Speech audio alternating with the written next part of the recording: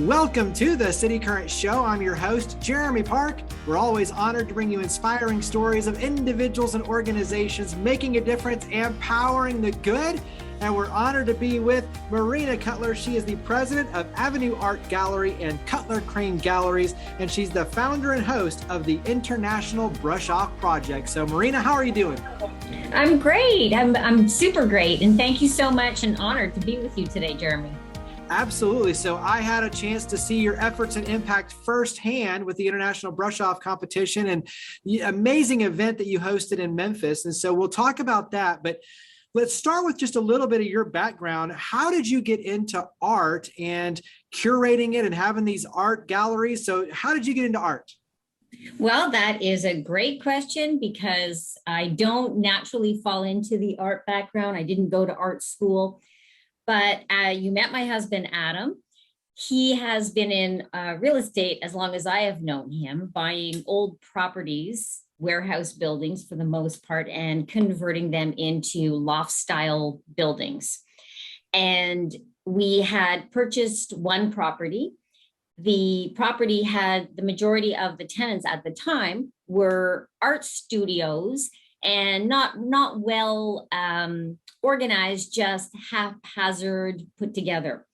And as we slowly developed that particular building, I would talk to the artists and I realized there was a need for this particular building to have an art gallery so that it could support the tenants with all their art. And that was basically how I started. It was finding these great artists who did not have a place to show their artwork. And that was, 25, 27 years ago.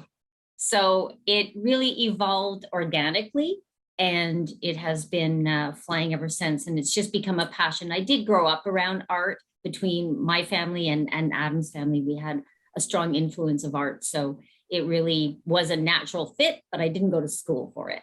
My background is in marketing. Hey, but there you go. Marketing enough to, see like, okay, there's a gap, there's an opportunity, there's a need. And what can we do to be able to help on all sides and create something special? And so talk about Memphis and not just the location in Memphis, but the art gallery in Memphis now as well. So Memphis in general is amazing. And, we ended up finding ourselves there several years back and falling in love with the community and the thriving art community that's there. But one of the things that we felt was missing is, particularly in our building, was having art and having art surrounding all our tenants. So we started off slowly by taking part of our own personal collection and hanging it throughout the building. We're avid art collectors. And that evolved to literally putting in on every floor a different collection of art galleries. On our second floor, we have photography. On our third floor, we have small showcase pieces. We knew we wanted to open up a proper gallery where we could host exhibitions. And my first exhibition that I did prior to owning the building that we had the brush off in, we hosted a Memphis in May opening for Canada Day when they do Memphis in May and they choose a city. So we did this art show with the Memphis College of Art. And that really was the catalyst to realize there was these incredible artists and I wanted to have a gallery. So of course, doing the gallery is one thing, but really doing the gallery and having some purpose to being in Memphis meant, my husband and I both thought that it had to be a not-for-profit. It had to be something that we could sell the artwork, but it had to somehow come back to the community. So art-based programs has always been between the brush off painting competition, but also everything that we've done, it's always been to see art come to life and to help people enjoy art. So that's what we do with our Cutler Crane Gallery, which is in the Crane Co. building of Memphis. We have a not-for-profit sell emerging artwork and established artists as well. And the whole idea is bring back items to the community that they might need. Maybe it's to funnel money towards a sculpture that somebody's looking to do. a public sculpture. So it's just starting. We're just slowly building that aspect, but that's really the whole ethos behind what we're doing. Yeah, I love it. And it's a cool space. And I love, like you said, even on your end, this given each floor its own gallery and its own culture, so to speak, which is really cool as well, out of your own collection, which is awesome. We've been talking about the International Brush Off Competition as a piece of this. Go ahead and describe that on your end as founder and host and what the competition entails. So go ahead and give us some context. So the International Brush Off Painting Competition is a competition that highlights emerging mid-career artists, but at the same time, while we're highlighting them, we're bringing attention to art and art-based programs for people who are living with Alzheimer's. So one of the things that it evolved from was my mom had Alzheimer's, and I saw that piece, that missing link every time I would go and visit her and all the other people, that there wasn't this opportunity. There was nothing stimulating them. There was no activities. So I thought I would marry both those worlds, create a painting competition so that I could, bring in new artists. That's beneficial to me. I get to be introduced to new and exciting artists, but at the same time, sell the artwork, talk about how art is important for people living with Alzheimer's, and raise more funds to create art programs, fund art locations, fund supplies. It can be a small item, but a large item. And we do that by selling the artwork. 50% goes always to an art-based program or a home, and the other 50 goes back to the artist. So both people are getting what they rightfully deserve. We're supplying some goods, and artists are getting recognized and getting paid for what they do, which they're always often asked to donate. And I thought, this is, I know what it's like running a gallery and how important it is for them to survive. And I think the cool aspect too of giving them exposure and, having an audience and really especially business and community leaders who can both engage with their artwork and also too can then purchase it. Like you say, I mean, you need to have an audience. And so being that convener, being that audience growth side is huge. Very eclectic group of artists when you look at the competition and the event in Memphis.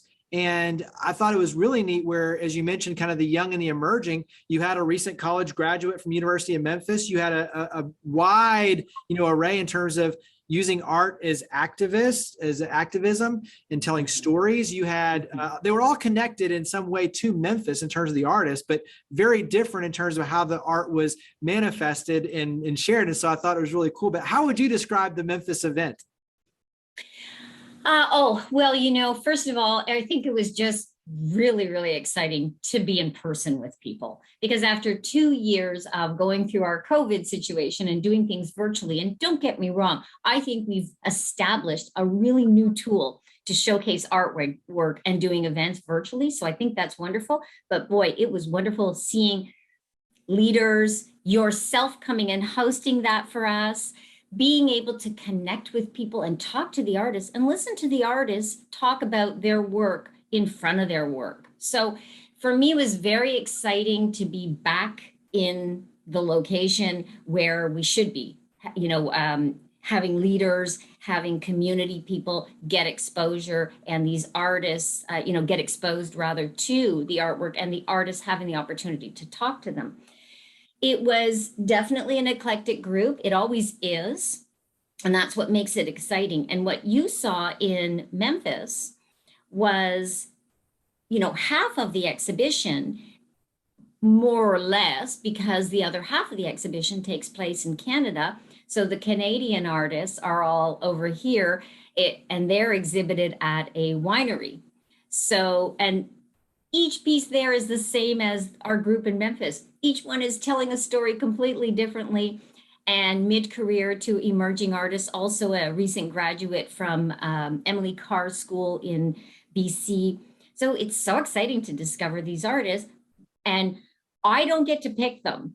I wish I did. I think our judges do a great job. but we have judges that have the task of going through all these artworks that come in online and then picking the top pieces, then having to pick who wins what. How do you on your end look at art? Because as someone who curates and collects, how do you view it in terms of what inspires you, what draws you? So how do you view artwork? How do you look at it? That's a good question.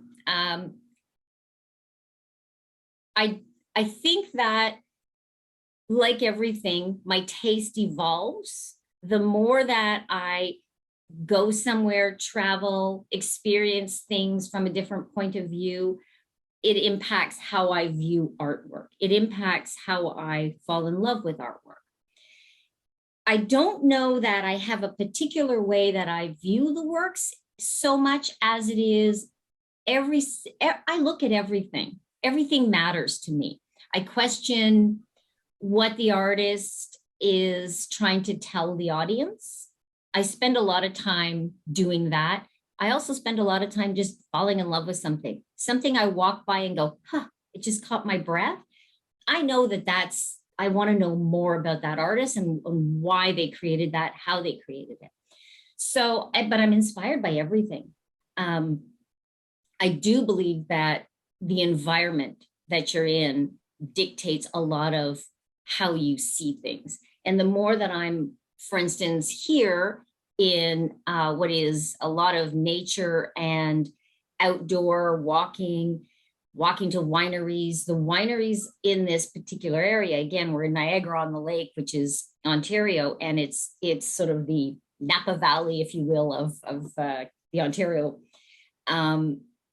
They really embrace artwork. The wineries have the public art, statues, artwork all over the place.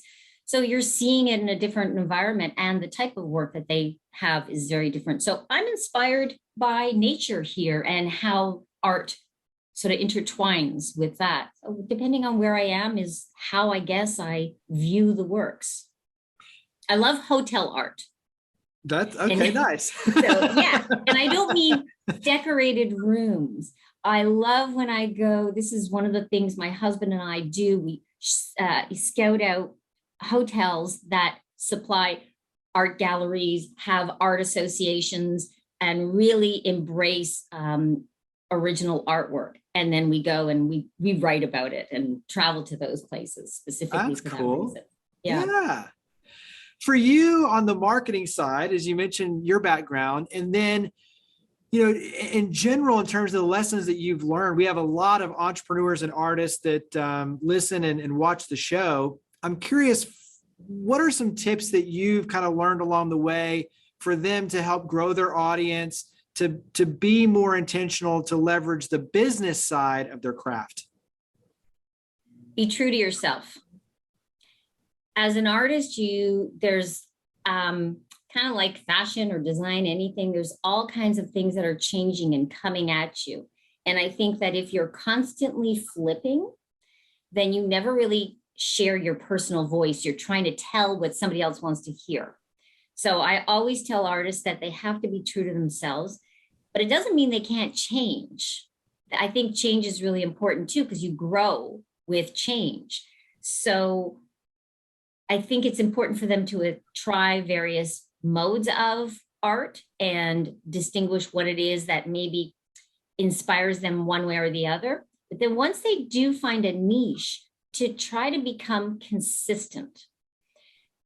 What artists tend to do is they may paint a watercolor, they might do this, they might go into an abstract mode, and those are all great. But when you're presenting work, it's really important to present work as a cohesive story. So I always say you can do 10 different novels, like stories. You can write different stories, but you need to tell one at a time in order for people to connect, like or dislike, and then follow your career. So if I see, a painting by Anthony Hobbs, I know that I see the same work from him. I can recognize it.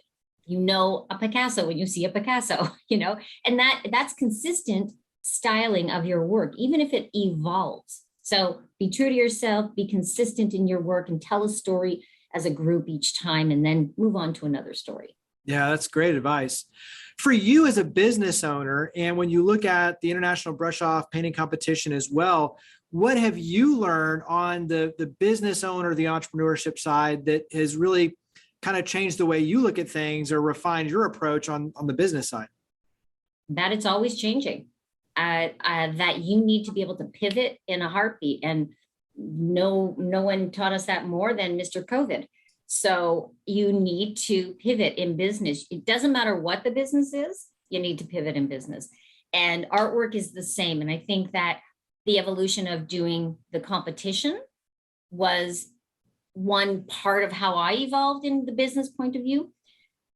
My marketing background always tells me to keep my thumb on the pulse of what's going on. And you constantly have to, listening to my own advice, stay focused, keep blinders on, know what you're channeling towards, but also be open to all the new and creative ideas that are out there. So you too can share your artwork, the artists that you represent, in some way that is addressing what people are doing now, Instagram, Zoom events, whatever it is at the time. Make sure that you adapt and pivot so that you're constantly in the right place. Absolutely. How can the community get involved? How can we help your efforts? Come visit the gallery. Come to the gallery. You can go online, but I sell artwork online, but I really truly believe you need to see pieces in person. So you can come to the Crane Co building, and Buzz, my assistant, is there. So you can go and visit the Brush Off exhibition is on until the end of July. So July 31st, we've extended it because we've had a lot of people asking to attend and visit, but they have off hours, etc. So we're more than pleased to share the artwork and that collection until the end of July. So I encourage the community to come by, visit the gallery, and see the artwork, and then hopefully buy something. And if there's not something there that sparks your interest, tell us what you're looking for and we'll help you find it. We have so many fabulous artists in our roster. Awesome. After 25 some years, we work with a lot of artists. Wrap up with website, phone number, social media. Like where do we go to start connecting in? Probably going to the cutlercranegallery.com. That would be the first place. It leads you to Avenue Art, which is the global gallery, which we represent different artists from everywhere. Memphis has got the US works and some of our Canadian artwork. You can call my assistant. You can email her. All the stuff is on the website. You can set up a private appointment. You can follow us on Instagram. I'm on Instagram at MC's Art of Living. You can follow the Brush Off Painting Competition, and you can follow Avenue Art, Cutler Crane Gallery. The website again, cutlercranegallery.com. That makes it very easy. So Marina, thank you for all you, your husband, your team, your amazing team do. Appreciate you. And thank you for coming on the show. I appreciate you, Jeremy, so much. And I am thrilled that I was here. And thank you again for being a part of the Brush Off.